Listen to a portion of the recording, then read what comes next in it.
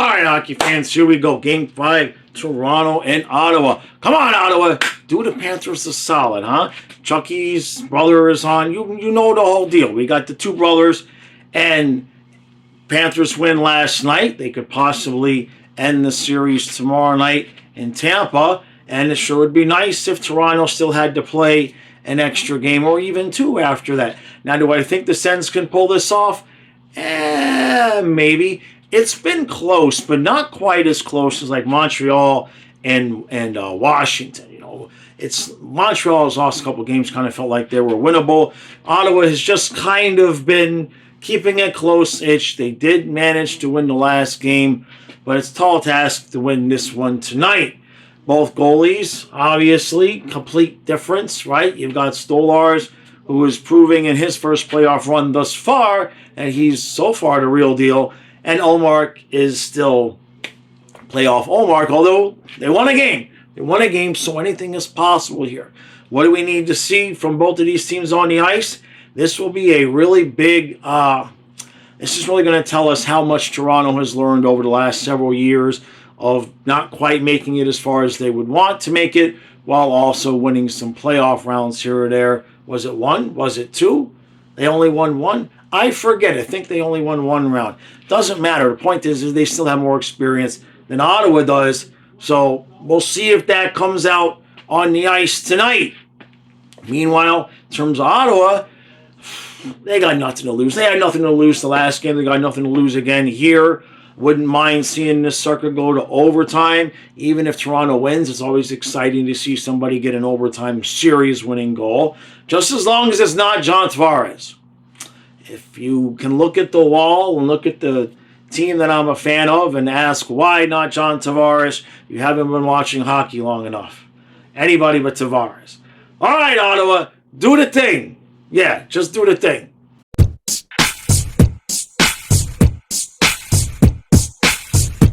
All right, so no score after one. Both teams have had some power plays. Ottawa's got another one here at the end. Not a whole lot doing.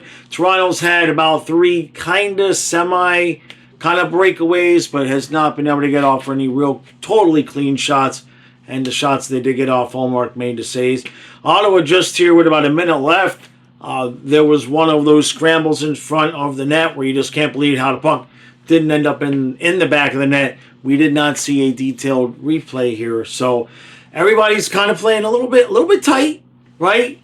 Nobody's trying to do anything crazy. There's a few hits, a couple of scrums. I think Ottawa's just trying to wait this game out as long as they can before they expend what energy they can to see if they can elongate the series. And it feels like Toronto's just kind of sitting back waiting for Ottawa to make mistakes or for Ullmark to let in a greasy goal. All right, let's move on to the second period.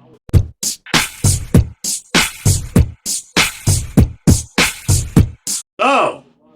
Meanwhile, in Carolina, it's 1-0 Ottawa after two. We're sitting here watching a defensive snooze fest, and the Devils were winning 3-0. Then it was tied 3-3. Now the Devils just got the lead back at 4-3, and we're watching this mess. So what do we got on the ice? It's not that bad. It's okay. Shabbat gets one from downtown. Basically, it just weaves its way through a bunch of traffic and just beats Stolarz past his glove. Toronto's had some chances. I'm not going to praise the goaltender. Certainly not, especially in this situation, because just one bad period could end Ottawa's season like that. And other than that, Ottawa is just playing. They're playing a good, smart, defensive game. They're not just running around trying to beat the crap out of everybody. They've pretty much stayed out of the box, been a couple of penalties. But Toronto, I still feel like they're just kind of sitting back, waiting for Ottawa to make a mistake. They don't look like they're ready to just... Toronto looks like they're like, if they were to lose, they'd be like, we'll get them next time. But, you know, sometimes that can bite you in the ass, right? I mean, we're the champs. But, by the hair of our chinny chin chin. So, I would suspect that at some point here in the end of this third period, Toronto will probably get this game tied and I'll be here talking to you about the fourth overtime period. We're due for a really long overtime game, and considering the fact that there's all these other games that are going to be going on, it would make logical sense that Colin and I would be stuck watching a 1-1 4 overtime game, which could have some fun, but it hasn't happened yet.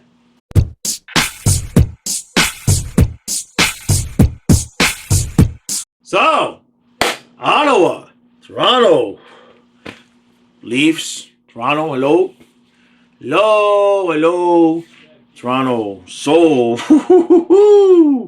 well, 4-0 Ottawa, obviously a couple empty net goals made it a little bit worse than it looked. Toronto was on the power play, and I looked at Kyle and I said, here's Toronto's chance to do it. How about a shorty? And wouldn't you know it? So, now I have a lot of Leaf fans that are big supporters of this channel, so I'm not going to sit here and dance on the... I'm not going to sit here and be mean. What I will say is kind of what I said in the pregame. I really thought that this game was going to give Toronto an opportunity to say, we've learned our lesson. It has changed, right? New coach. We got 3 players from the Stanley Cup champion Panthers. We've learned. We've got a different goalie. It's different now. Go ahead. Ottawa won their game. They, gentlemen's sweep. Come back home to Toronto. Put the lights out on this and take a week off until we might have to play Florida. But instead, Toronto did what Toronto still is doing when they have chances to eliminate teams, which is just not play with any urgency. There's no sense of impending doom, although they might have it now, and just at no point during that game did you look around and get the idea that Toronto was saying, maybe we shouldn't be playing with fire like this, and lift their level of energy and really try to give Ottawa a hard time. It just was a lot of one and done. There wasn't a lot of sustained zone time. Toronto had a lot of shots, and give Omar his props. He played well. He played outstanding today, obviously. You get a shutout in the playoffs. You've played well. But Toronto just did not, quote, have it, but you can't not have it in Game 5 at home. When you've won the division, you've done all the work to get this far, and you've had this many playoff runs, and you've only got the one round that you've won recently, and you've got the goalie. Stolarz is what, top 3, top 5 in all the, in all the percentages and all the stats for goalies this year. Can't blame none of this on Stolarz, right?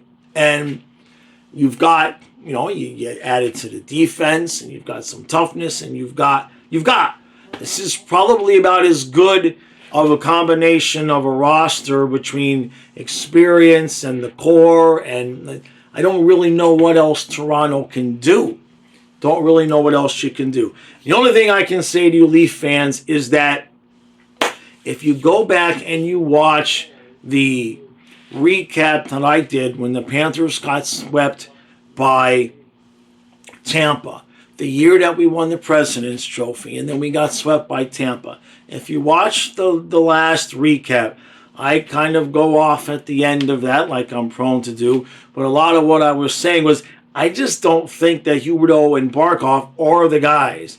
They're great players, and they make a great team and all of that, but I just didn't think that they were the guys that were going to get us over the hump. Huberdeau just didn't seem to have it when it mattered. And sure enough, management sort of agreed with what I was saying, and we got lucky, and Tkachuk said, hey, I'd like to leave, and the rest is history. And I just wouldn't blame Toronto fans right now if they were starting to look around at the whole Matthews, Marner, Nylander thing and be like, I don't know if these guys are ever going to figure it out. I did not think Huberdeau and Huberdeau and Barkov were ever really going to figure it out, and they didn't get the opportunity. They certainly didn't get as many chances as this Leafs team has had. Now, all that said, Toronto could come out and wipe the floor with Ottawa in Game 6, but I don't know. You give a team 2 wins, Now they only need 2 more to make history happen here. And unfortunately for you Leaf fans, if there's a team capable of doing this, right? Okay? And I'm not like talking trash because, yeah, we champs, but ooh boy, did we almost against Edmonton, right? So, and in terms of Ottawa, they're just kind of out there like, well, I guess we're just going to play our game and play smart. They were really, they've been a lot more disciplined. The first couple games, they were just out there just like taking baseball bats to knees and just going crazy and not really playing sound hockey. And tonight, they just said, you know what? Why don't we just play a sound, solid road game? Just don't do stupid things and see if we can take advantage of some chances. And they did. And they won the game. And now it goes back to Ottawa. And to be honest with you, I'm going to be stunned if it doesn't get to 7. Now, I don't think Toronto's going to blow this. I do think we're going to get to 7, but I don't think Toronto is going to blow this. I'd really be surprised. Can Omar put up 3 of these games in a row? I trust Stolarz more than Omar at this point. So there's that.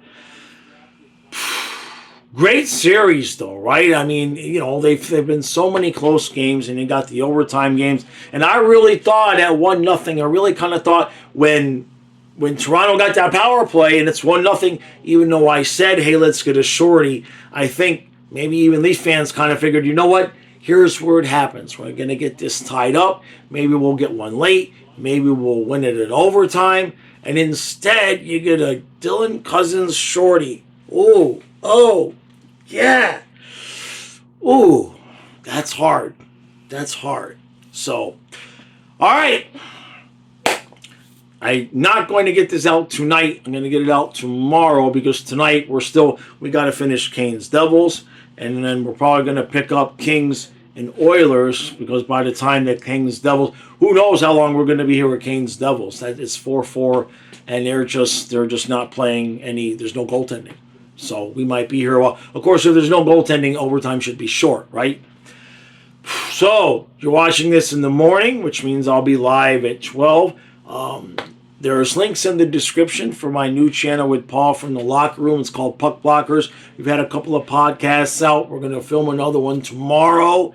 And I most likely won't have a members podcast out tomorrow because between the noon and all these games and the Puck Blockers show, I'm running out of voice. My teeth are starting to bother me. It's starting to get a little bit of TMJ there. I'm fine, but probably won't have a members podcast tomorrow.